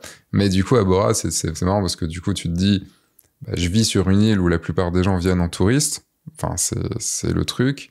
Et du coup, c'est une île qui est pas grande, donc du coup, tu peux très facilement quand même rentrer chez toi en pas forcément très longtemps. Enfin, en tout cas, tu vas pas mettre 4 heures à rentrer chez toi, sauf problème possible, mais voilà. Et tu peux te dire, il y a quand même des hôtels de luxe tout autour de chez moi, et donc du coup, il y a ce côté, je peux partir en vacances juste de l'autre côté de la baie. Et, après, tu pars pas une semaine, hein, c'est un budget. j'imagine bien. On va parler un peu lumière. On fait tout l'inverse, nous. Oui, parce tout l'inverse de la France, nous. Vas-y, je t'écoute. Je faisais un peu de photos, mais je savais pas faire de la photo quand j'étais en France. Enfin, je pense que j'ai vraiment commencé à me former ici en apprenant. Donc j'ai appris avec. On a bien compris lumière, ce que tu as dit tout à l'heure, c'est que de toute façon la France était merdique et que. Non, j'ai plein. Depuis que je conscientise les réglages, je le fais ici, donc faire des portraits à l'ombre, ça. Faut vraiment que les gens ils arrivent pas à ouvrir les yeux pour que je le fasse, quoi. Ok, donc t'es toujours en plein soleil, quoi. Ouais, souvent quand même. Donc comment ça marche? Comment tu te places? Comment tu gères cette lumière, du coup, qui est différente de la métropole? Des fois, c'est pas forcément par rapport à la lumière, c'est par rapport au spot. Je sais même pas si c'est eux qui veulent, mais souvent je shoot. Il y a la montagne qui fait partie du paysage et qui est presque une troisième personne, tu vois. Elle fait souvent partie du décor. Et tout ce qui est après-midi, en général, non, c'est le matin. Ils vont avoir, selon les hôtels, la lumière dans la face. Après, ils vont pas forcément me regarder moi, donc ils vont se regarder eux, donc ils vont pas regarder le soleil en direct. Ça aide à pas plisser les yeux. Je sais pas si c'est quelque chose que, niveau technique, je réfléchis ou je travaille beaucoup. C'est pas instinctif, mais après, t'as des lumières qui sont sympas. Je sais pas si on peut appeler, pas les golden hours comme il va y avoir en France ou aux States, où ça dure longtemps. Ici, ça peut durer, c'est super court, mais les contre-jours, ils sont souvent sympas. Mais après, t'as le soleil qui passe derrière la montagne ou derrière un nuage, donc ça, c'est... Tu shootes à quelle heure? Est-ce que t'as des horaires où tu t'essayes de shooter? Est-ce que tu t'en fous? Souvent le matin. Non, parce qu'après, je reviens toujours au même point, mais dépasser 10 heures, il commence à faire chaud, quoi. Ok. Mais alors, quand c'est moi qui choisis l'horaire, c'est plutôt entre 8h30 et 9h le matin. Mais quand c'est pas moi qui choisis, par exemple pour des mariages où c'est l'hôtel qui organise, si elle se fait maquiller, machin, la plupart des mariages, c'est entre 10h et 11h, quoi. Ok. Voire 11h30 des fois. Il faut pas aller plus tard parce qu'après t'as des 4 sur 5, quoi. C'est quoi des 4 sur 5? T'as des 4 sur 5, il fait trop chaud. Ah oui, c'est vrai. J'avais oublié. Et l'après-midi, entre 15h et... Selon les spots, entre 14h30 et 15h30, je commence. Et du coup, comment tu fais? Parce que en plus, le sable est blanc. Donc, t'as quand même beaucoup de lumière qui arrive dans tous les sens. Donc, t'as des techniques quand même pour faire en sorte de pas être cramé, soit pas complètement en ombre chinoise. Est-ce que c'est quelque chose que Alors, je sais pas si c'est le fait qu'on soit plus proche de l'équateur. Je sais pas si la lumière, l'inclinaison, elle est peut-être différente, je sais pas. J'ai pas l'impression j'ai pas l'impression que ce soit peut-être aussi fort que quand tu vas shooter toi à 14h. C'est fort, hein, surtout s'ils ont une couronne de fleurs, t'as les ombres et tout. Enfin, après, je pense qu'il y a plein de mes photos où tu vas avoir des ombres sur le visage, mais des fois, en les faisant bouger, soit tu mets tout le monde à l'ombre, soit tu mets tout le monde en plein soleil, quoi. C'est souvent un problème chez les photographes. Ils se disent, ouais, mais du coup, c'est quand même, ça va être difficile. C'est en contre-jour, il y a de l'ombre, il y a des grosses ombres sur le visage, tu vois, ce genre de choses. Moi, c'est quand il n'y a pas de lumière que je trouve ça difficile. Ok. Quand c'est trop diffus, quand c'est un peu diffus, t'as des petits nuages et t'as quand même des... Après, c'est par rapport aux couleurs aussi. Les verts, les bleus, tu vois, les couleurs du lagon, c'est des horaires aussi où le matin, par exemple, vers 9h, tu vois, les beaux bleus, ils sont à ce moment-là. Les beaux bleus, les beaux verts. Après, on travaille, je pense, un peu tout le monde ici avec des filtres polarisants, rien que par rapport au fait qu'il y ait l'eau. Et même les verts, tu vois, sur les feuillages, ça change beaucoup, quoi. Quand tu tournes, tu vois, là c'est beau, là c'est pas beau. Il y a deux crans sur le filtre. Il y a le pas beau et il y a le beau. C'est ça. Là, tu tournes tout le temps. Ça dépend Et si t'as t'aimes aussi bien sur les le client visages, ou pas, ça quoi. brille et ça brille pas. Oui, parce qu'il doit y avoir la sueur aussi quand même et tout, non? Ouais. Merci Lightroom. Tu changes la sueur chaud. avec quoi sur Lightroom? Il y a un bouton sueur dans Lightroom? Ouais. C'est ton petit doigt et qui fait des petits tampons partout. Ah ouais, à ce point-là. Bah, quand c'est des gouttes, c'est bien, c'est pratique. Bon, après, je pense qu'avec d'autres logiciels, t'as maintenant avec l'IA des choses qui t'aident beaucoup sur ce genre de projet, quoi, mais enfin, de problème. Désolé, je fais un petit peu les questions et les réponses là, mais parce que j'essaye de comprendre un petit peu le truc. Parce que moi, de mon côté, tu vois, c'est un truc que je vois, que j'entends beaucoup du fait que j'enseigne et tout ça. C'est comment on fait quand il y a des ombres comme ça. Alors, je peux pas shooter à 14h, enfin voilà, tout ça. Ouais, parce que pendant le mariage, vous avez pas le choix non plus. Oui et non. Enfin, déjà, moi, je fais jamais de séance photo de couple à 14h. Enfin, c'est un truc, c'est non. Même si 15h non, même pas. Enfin, si on me le demande, ouais, non, on fait ça à 14. Oh, non, bah non. En fait, déjà d'un, vous n'êtes pas mariés, donc de deux, non. Enfin, ce sera plus tard. Après, c'est aussi par rapport au fait que ils veulent des belles couleurs, donc les belles couleurs. Mais en fait, ce que je veux dire, c'est que t'as beaucoup de photographes qui disent ouais, mais non, je peux pas. Enfin, ça fait des ombres de merde sous les yeux, sous le nez, les tout yeux ça. de panda. Exactement. Et en fait, il y a plein de fois où je sais pas quoi répondre parce que j'ai pas de problème en fait pour exposer. Tu vois, un peu comme toi, c'est limite, c'est un peu à l'instinct et puis on sait les placer. Après, des fois, juste de faire tourner ou si tu veux vraiment de l'ombre, des fois c'est qui se rapproche et comme ça, il y a l'ombre du visage de l'un sur l'autre et au moins. Il y a de ça, et puis des fois c'est pas grave, et des fois tu fais aussi avec, et tu peux faire des choses très graphiques et tout ça. Et, oui, aussi, des ombres dures, quoi. Voilà, et en fait, il y a beaucoup de. Je pense que n'importe quelle lumière peut se prêter. Alors, il y a des lumières plus faciles que d'autres, et par exemple, tu vois, une lumière de coucher de soleil, j'aime pas ça. Parce qu'en fait, quand t'as un vrai gros coucher de soleil, c'est tout orangé, ça te crée des couleurs de peau de merde, ou très compliquées à récupérer. Des fois, quand il y a des nuages, ça peut être vraiment, vraiment cool. Complètement. Donc, ils disent, ouais, mais il faut un coup de flash, tu vois, pour déboucher les ombres, tout ça, tu fais. Ouais, parce qu'ils veulent pas du tout d'ombre, en fait. C'est quand t'as en tête quelque chose. Nous, ici, en lumière naturelle, on shoote pas en flash dehors, tu vois. Ouais. Donc, on n'a pas le choix, au final. Je pense. C'est pour ça que. Puis, est-ce que peut-être aussi. Si t'as le choix de te mettre à l'ombre, mais ça te fait, à certains horaires, ça te fait un gros contraste. Est-ce qu'il y a de l'ombre sur cette île? Des fois, il faut la trouver. Mais même quand tu fais, c'est un peu galère après à retravailler, quoi. Parce qu'il y a tellement de différences entre devant et derrière que. Est-ce que aussi c'est le fait que tu as l'habitude de voir cette lumière, vu que tu vis là-bas depuis 18 ans, t'as quand même, il y a aussi une habitude de voir la lumière, de savoir placer directement. Là où tu vois, par exemple, j'ai fait un mariage en Martinique, c'est sûr que quand on s'est retrouvé à 14-15 heures à faire quelques photos sorties d'église, enfin tu vois, un truc comme ça. Je savais qu'on faisait 2-3 photos parce que je savais en fait là le problème là-bas, c'est qu'évidemment comme tu dis, le soleil se couche méga tôt, donc c'est compliqué de trouver un moment pour faire. Puis je savais qu'on avait des séances d'après, mais tu vois, une séance après, autant on a eu une belle séance en coucher de soleil, et là c'était très beau, j'ai réussi à faire tout le truc et tout. Autant on avait une autre séance qu'on voulait faire à un endroit, c'était gros cagnard de fou, parce qu'on y était à 11h, on pouvait pas faire autrement. Et j'étais là, soleil, nuages. Et pas nuages. Ouais, moi, je fais la gueule s'il y a des nuages, quoi, limite. Enfin, pas je fais la gueule, mais je sais que déjà, les clients, c'est pas ce qu'ils recherchent, je pense. Certains s'en foutent, mais. Et même moi, tu vois, le lagon, c'est comme si t'éteignais, quoi. Des fois, t'as éteint la lumière, quoi.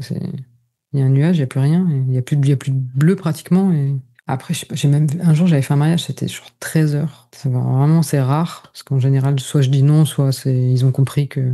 Et là, c'était des staff hôtels, donc ils n'avaient pas le choix, en fait. Ils voulaient que certains de leurs copains soient là, et en gros, c'était à 13 heures, là où il y avait les changements de shift, quoi. Et il faisait tellement chaud que je m'enterrais les pieds dans le sable, parce que j'arrivais pas à rester les pieds, je devais être pieds nus, je crois. Et au final, les photos, c'est pas si choquant, quoi. Enfin, je suis pas là en train de dire, ils ont des yeux de panda parce que c'est 13 heures, quoi. C'est pas ça que j'ai vu quand j'ai édité, quoi. Oui, puis c'était comme ça. Par contre, Ouais, c'était comme ça. Et puis tu vois les couleurs, elles sont, bah, c'est assez ouf, quoi. Je m'en lasse pas, c'est bien. Bah, vaut mieux en même temps, hein, quand t'as un décor, tu vois, quand t'as un Ouais. décor, je vais pas dire unique, parce que c'est pas que un seul décor, mais c'est... Non, puis il y a d'autres endroits où c'est beau aussi. Faut pas, pas dénigrer le reste du monde non plus. Ah bah, j'espère bien, on ne dénigre pas Bah oui. l'Islande, s'il te plaît. C'est beau, c'est beau. Mais c'est diffus. C'est une île aussi, hein, mais plus grande. Ouais. Et c'est marrant parce qu'il y a autant d'habitants quasiment en Islande qu'en Polynésie, du coup. Et, C'est vrai? ouais, Putain. c'est 300 000, un peu plus de 350 000, je crois, habitants en Islande. Enfin, pas les touristes, mais et puis c'est beaucoup plus grand, surtout. Une petite ville, quoi. Ouais. Bah ouais, c'est un Rennes, quoi. C'est Rennes. Le mec, il parle qu'en breton, tu sais. Il voit tout par rapport à la Bretagne. Oui. Et alors, il y a un problème? Ouais, non, c'est cool. On parle de ce qu'on connaît. Une petite question côté après, du coup, séance. Donc, tu as des séances d'une heure, une heure et demie, 2 heures, quoi, tu me dis ça. Combien tu rends de photos sur une séance, on va dire couple, pas sur une séance mariage, mais on va dire, tu as une séance couple, quoi, ça dure 1 heure généralement, tu me disais. Ouais. Combien tu rends de 1 photos heure ou 2 heures. sur une séance comme ça? Après, ici, enfin, en tout cas, à Bora, c'est assez standardisé par rapport au package des hôtels. Donc, c'est 1 heure 50 photos. En gros, une cinquantaine de photos par heure. Depuis quelques temps, avant, je disais non, c'est moi qui choisis les photos, c'est pas au client de choisir. Mais bah, à force d'avoir des demandes, surtout de la part des Américains, bah, j'ai pris le pli et maintenant, c'est vrai que je le propose. Bah, en gros, je leur donne le choix. C'est soit ils choisissent, soit je choisis. Et bah, des fois, s'ils choisissent, ils vont choisir plus. Des fois, c'est pas force. Des fois, c'est pertinent quand c'est un mariage, tu vois. Oui, même moi, j'arrive pas à livrer 50 photos quand c'est un mariage, quoi. Ça va plutôt être dans les 60-70 sur 1 heure. Mais des fois, bah, t'en as, ils choisissent, c'est 5 fois la même, quoi. Enfin, pour moi, ça va être 5 fois la même. J'en aurais choisi une sur les 5, mais eux, ils auront pris les 5, quoi. Donc, tu fais une galerie et tu envoies la galerie, ils Mm. choisissent et puis derrière, ils Moi, payent en j'enlève, fonction. je fais un premier tri et je m'arrête au premier tri, je leur envoie. Et c'est pas trop. Enfin, c'est pas beaucoup de boulot, enfin, pas trop de boulot de gérer Bah, tout ça. au début, j'avais pas trop envie de le faire parce que c'est une organisation différente. Mais maintenant que j'ai pris le pli, je me suis organisé différemment. Ouais, puis j'ai envie de Ça dire se que passe. c'est eux qui font le tri, donc ça te donne ça te donne on va dire, une étape de travail en Bah, moins. oui, ouais. Ouais, si des fois tu vas galérer à choisir les dernières, réduire, réduire, réduire. Et... Ouais, après, je les recadre un peu parce que j'ai tendance à shooter comme ça. Donc, je recadre un peu tout. Bah, t'es de Comme l'autre côté du ça monde en même dépend. temps, hein. Même, Ouais, c'est je suis ça. étonné que tu doives pas juste retourner aussi toutes tes photos parce que t'es à l'inverse, quoi. Ouais, non, ouais, ça marche bien. C'est qu'aux toilettes. Ça tourne dans l'autre sens. Ouais, au final, ça me prend le temps que je prends à faire la galerie, c'est le temps que je prends à faire la sélection de photos finales, quoi. Hmm. Et des fois, de faire la sélection de photos finales, bah, t'as plus vite fait d'en faire 10 en plus que d'essayer de réduire, quoi. Donc, Du coup, tu vends combien les photos supplémentaires? je crois que je dois faire dans les 5 euros. 5 € la photo? Ouais, 5 euros et un peu moins s'ils en prennent 25, je crois, un truc comme ça. Du coup, tu disais 500, un peu plus de 500 € la séance, du coup? Ou le mariage, du coup? Ouais. Enfin, c'est pareil, du Là, coup? c'est 1 heure. Ouais. Donc tu te tires avec Le en gros, un deuxième. panier moyen à peu près, de quoi, 600-700 €? Je vais tomber sur ton chiffre en plus, hein. 590. C'est ça, j'ai tout calculé pour rien. À peu Et- près, quoi. mais du coup, là-dessus, comment ça marche du coup fiscalement? Parce que tu me dis hors taxe, le panier, enfin tu me dis le prix du client, tout ça. Ouais, parce que t'as les commissions d'hôtel Donc ou les frais imaginons d'accès. sur un truc à 1000, imaginons, pour prendre un chiffre rond, à Précis, 1000 ouais. francs, 1000 €, enfin, on s'en fout, mais à 1000, du coup, J'enlève, comment bah, c'est dispatché? j'enlève en gros en moyenne, quoi. T'enlèves 22% de frais d'accès et 16% de taxes. Ok. 13% de taxes, pardon. Donc, tu as déjà 220 balles qui partent en frais d'accès, 130 € enfin, 130 qui partent en taxes. Et après, bah, t'as bah, les charges. On va avoir la sécu, on paye 10% de ce qu'on se verse comme salaire. Ce taxe, T'as c'est quoi les des, 13% de taxes, du coup? euh, c'est la TVA. C'est la TVA, ok. Et après, bah, t'as des impôts, ils appellent ça impôt sur les transactions, plus aussi la patente, plus un autre truc. Enfin, t'as 3 impôts en gros à la fin, vers juillet, là, que tu payes. Mais je sais pas trop combien ça représente. C'est moins cher qu'en France, hein, je pense. Et en plus, là, depuis les 2 dernières années, j'avais des abattements parce que, avec mon activité de magnète, là, ça me fait plus d'achats et je m'étais un peu lâché aussi sur les achats. Donc après, si tu dépasses 50% de charge, t'as 50% de réduction d'impôt, quoi. D'accord. Parce que du coup, oui, c'est pas un statut genre micro-entreprise ou un statut... Enfin, c'est pas les mêmes statuts là-bas Là, que... ici, ouais, ça doit être comme un auto-entrepreneur. C'est pas une société, quoi. C'est pas une SARL où je suis à mon compte, mais au bout d'un moment, tu dépasses les seuils, donc tu dois tenir une comptabilité et payer les impôts sur les transactions, des taxes sur les salaires, la patente. Ça dépend de ton activité, quoi. Ok. Et ça te prend pas mal de temps à gérer cette partie comptabilité? Après, je fais de la pub, j'utilise Axonote, donc ça me fait gagner du temps. Ok. Pour pour la compta, ça fait aussi le stock pour mes produits. Et après, j'ai un comptable pour faire les déclarations parce que là, je sais pas si c'est très compliqué. Je pense que c'est moins compliqué qu'en France, mais là, j'ai pas envie d'apprendre, quoi. J'ai envie de me faire chier avec ça. Ouais, c'est ça. Si je le fais mal, enfin, tu vois, après, derrière, autant payer un comptable qui va peut-être te faire gagner des sous que si toi tu fais mal, tu vas payer aux impôts en plus. Donc, Et en plus, tu auras passé du temps. Qu'est-ce que tu conseillerais à quelqu'un qui a envie de venir s'installer, tu vois, à Bora Bora ou sur une île comme ça? Qu'est-ce que tu lui conseillerais de faire en premier pour lancer son activité? d'être patient. Oui, mais patient en faisant des Grave. choses quand même, parce que si t'es Oui, patient en oui, attendant que ça vienne sans rien faire... d'être formé déjà un peu de base, quoi. Moi, c'est ce qui m'avait vachement freiné aussi, de me dire, j'avais pas les compétences, donc j'attendais. Bon, des fois, faut se lancer pour les avoir aussi, il faut pratiquer pour apprendre. Si c'est sur Tahiti, ça dépend si c'est pour plus accès touriste, démarcher un peu les hôtels ou les tours opérateurs. Si c'est pour des mariages plus avec les locaux, essayer de faire peut-être second shooter ou se faire un peu la main avec des mariages de copains ou de famille. Enfin, moi, je sais que j'avais déjà fait des mariages pour des copains ou de la famille avant, donc ça aide à dire mon premier mariage, ça va pas être en direct. Enfin, je le conseille pas à quelqu'un d'aller foirer le mariage d'un couple. C'est pas cool, quoi. Enfin, tu vois, d'arriver sans expérience, c'est pas.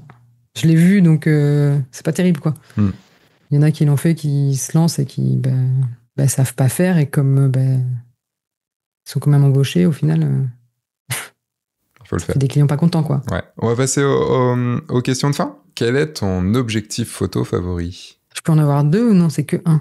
Normalement, c'est 1. Bon, l'objectif en photo en général ou celui que tu aimes utiliser, le 50, couple, mariage, quoi. Le 50, sauf que pendant les mariages, je l'utilise pas beaucoup. Ok. Pourquoi? Parce que j'ai pris un 24-70, parce que je suis paresseuse. J'ai rien dit. J'ai absolument rien dit. Non, pourquoi je l'ai acheté? Je sais plus. J'ai acheté en mode craquage, en mode... Tiens, ça doit être pratique. Vu il semblait de bonne qualité, si ça fait d'aussi bonnes photos qu'avec un prime, pourquoi pas? Donc au final, oui, c'est pratique. Et surtout en mariage où ça me permet d'avoir des plans larges. Le 50 en mariage, il est trop serré par moment. Donc des fois, tu peux reculer, mais des fois, s'il y a un vidéaste à côté, il va être dans le champ et c'est pas ouf. Même si ça m'est déjà arrivé d'oublier de changer l'objectif et de faire le mariage avec, au final, ça passe. Mais des fois, ça peut ne pas passer. Si c'est pas un truc de boulot ou si c'est couple, c'est 50. Et sinon, c'est le 85 aussi. Quel a été ton meilleur moment, ton moment favori sur... alors je vais inclure aussi les séances couple, parce que, du coup, mariage, séance couple. Est-ce que tu peux nous raconter ton moment qui te restera toujours gravé dans ta tête? Il n'y a pas très longtemps, c'était une cliente qui me dit son mari était malade, en fait, il avait fait une intoxication alimentaire la veille. Donc il a tenu pendant la cérémonie, il avait le goût et tout. C'était la sueur, c'était la chaleur. Ouais, c'était un peu ça, mais un peu il était pas bien. Donc après la cérémonie, il s'est calé sous sa terrasse, quoi. Et elle me dit, j'ai trop un truc en tête que je veux faire. Et c'était le clip de Shadé, No Ordinary Love. Je sais pas si tu te souviens, Non. vieux clip. où elle court en robe de mariée. Elle dit elle court dans la rue. En fait, elle court. Limite, il y a des clochards à côté dans New York et elle court en robe de mariée, donc elle voulait faire ça Ok. sur la plage à Bora. Et c'était très cool parce qu'en plus, elle était super belle et c'était un peu inepte, tu vois, de te dire. Parce qu'elle me parle du clip et j'étais pas sûre de voir lequel c'était, donc on était là à regarder le clip sur YouTube. Ok, c'est bon, je l'ai. C'est sûr que tu commences à penser à un autre clip, tu fais et tu fais, bon, bah, allez, bah non, c'était pas ça. Ah, c'était pas ce clip-là? Ah, pardon. Désolé. Même chose, mais au niveau photo, est-ce que tu peux nous décrire, sans qu'on la voie, une des photos que tu as faites qui restera dans ta tête toute ta vie? Moi, j'aime bien dans le show qu'il y a après la cérémonie, quand c'est la cérémonie polynésienne, t'as le groupe de danse et t'as des fois des groupes où ils donnent tout, quoi. C'est assez intense, quoi. Même des fois, je sais plus, un jour, je crois qu'ils avaient des nouvelles chorés, enfin, tu vois, un nouveau show, quoi. Et ça s'arrêtait plus, quoi. Je sais pas, ça avait duré 40 minutes, quoi. Sur une séance d'1 heure, t'es short après. Et c'est ces instants-là, tu vois, où des fois, t'as les sièges, tu sais, souvent, ils font les mariages sur les sièges Pomaré, c'est les sièges Emmanuel. Ok. Tu vois, ces petits sièges ça parle à notre on appelle génération, ça les sièges. Ouais, ça. On appelle ça ici les sièges Pomaré, c'est un truc un peu traditionnel. En osier, des fois, t'as ce cadrage, ouais, en osier. Et t'as le cadrage avec les sièges et les danseurs. Et puis c'est beau, quoi. Enfin, tu vois, ça peut être super intense entre la musique, les chants et la danse et toutes les percussions. Je sais pas si t'as déjà entendu la musique traditionnelle locale, mais ils sont des fois peut-être 3-4. Minimum, c'est sur un mariage, et moi 3-4, des fois ils peuvent être 25-30, et à 30, ils font que de la percu et ça envoie, ça te prend au cœur, quoi. Des fois tu te dis putain, c'est cool en fait. T'es là, t'es payé à faire des photos de gens. Mais du coup, là, si je te demandais une photo spécifiquement. Ça, une danseuse. Non, mais une photo que t'as faite. Entre deux. Tu me décris une photo. Ouais, que j'ai fait. D'accord. Ah, c'est ça, t'as les 2 sièges sur le côté et une danseuse au milieu, quoi. On peut le voir sur ton site? On peut la voir sur ton site, cette photo? Je suis pas sûr. Peut-être qu'il y en a sur Insta, je sais pas. Et dernière question, dans 5 ans, où est-ce que tu te vois professionnellement? Comment tu te vois professionnellement? Toujours dans la photo. Un peu limité ici professionnellement, donc un peu plus de photos, peut-être studio, tu vois, pour faire plus de choses pour les gens d'ici. En plus, c'est un truc assez important dans la culture, les photos. Des fois, tu vas dans des maisons et t'as les photos des grands-parents, les photos de classe des gamins, et t'as tout un mur avec plein de photos. Ouais, peut-être un peu plus développer ça et lever le pied un peu sur les shootings, quoi. Enfin, compenser avec autre chose, autre que les magnettes. Mais toujours à Bora Bora. Ouais, toujours à Bora Bora.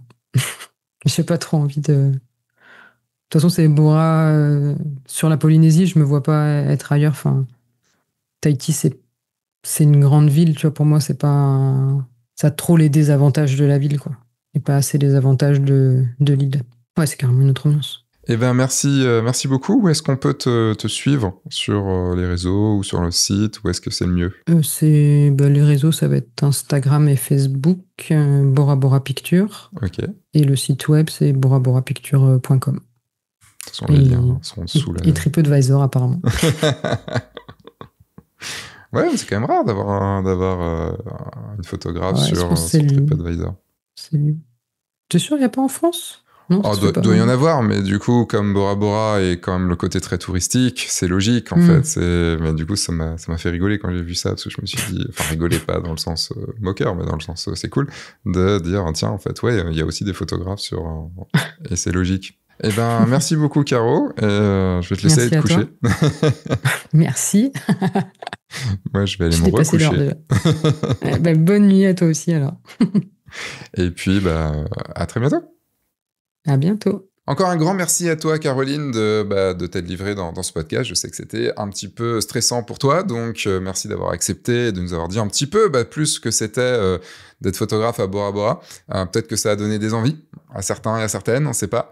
En tout cas, je sais, j'ai deux élèves, pas à Bora, mais à côté en Polynésie. Et du coup, voilà, un petit coucou à eux deux et à toutes les personnes qui nous écoutent de là-bas. Comme je vous disais au tout début de ce podcast, il y a le mail du guide du photographe de mariage. Le lien d'inscription est dans la description. C'est, on va dire, mon canal principal de communication avec vous, dans le sens où c'est vrai qu'il y a un peu moins de vidéos, il y a des podcasts tous les mois, mais là, du coup, on a un contact 2 fois par semaine avec un mail qui prend 2-3 minutes à lire, toujours rigolo, toujours avec des petits gifs cool et surtout plein d'infos dedans, des réflexions, et j'adore quand vous me répondez à ce mail. Je reçois souvent soit des questions, soit des réflexions par rapport au mail pour aller un peu plus loin et tout, et ça amène à écrire d'autres mails sur des questions qui sont pertinentes, et je me dis, ce serait pas mal de partager cette réflexion avec tout le monde, et donc ça arrive très souvent une question que vous m'envoyez ou une réponse que vous m'envoyez se retrouve en mail, dans le sens où voilà ma réponse pour tout le monde et voilà notre échange.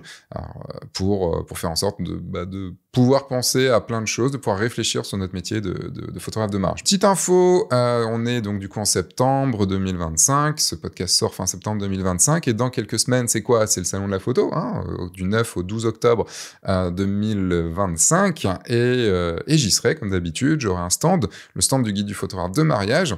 Donc venez me voir, n'hésitez pas, venez poser des questions, venez dire bonjour, venez tout ça, venez parler de la formation ou des formations, venez, voilà.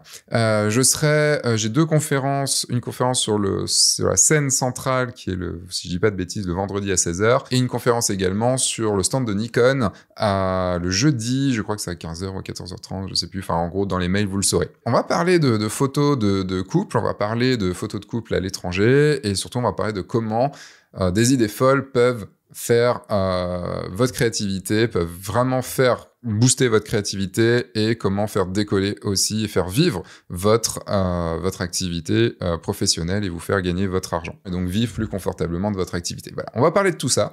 Et j'ai hâte de vous y voir. Le salon de la photo, c'est toujours un moment assez important dans l'année, parce que c'est le moment où je peux plus vous voir. Moi qui suis un petit peu ours dans ma grotte, ça me fait du plaisir de vous voir, ça me fait du bien de vous voir. Après, moi je reste tout seul pas mal, parce que j'ai vu trop de monde. Mais sur le moment, c'est cool de vous voir, de discuter avec vous, d'échanger, d'avoir vos retours sur le podcast, sur le retour sur le guide du photographe de mariage, sur F1.4 et tout. Enfin voilà, c'est toujours un moment qui est pour moi très important depuis que je fais du YouTube, donc depuis 2012, ce qui ne nous rajeunit pas. Je n'avais pas de poils blancs à l'époque. Pas trop blanc, un peu gris quand même. Commentez, laissez un 5 étoiles sur Apple Podcast, sur Spotify, sur tout ça. Partagez le podcast à vos amis photographes de mariage ou photographes tout court. Et puis, moi, je vous dis, j'espère que votre saison, surtout, s'est bien passée et se passe encore bien. Et je vous dis donc à très vite pour un nouveau podcast.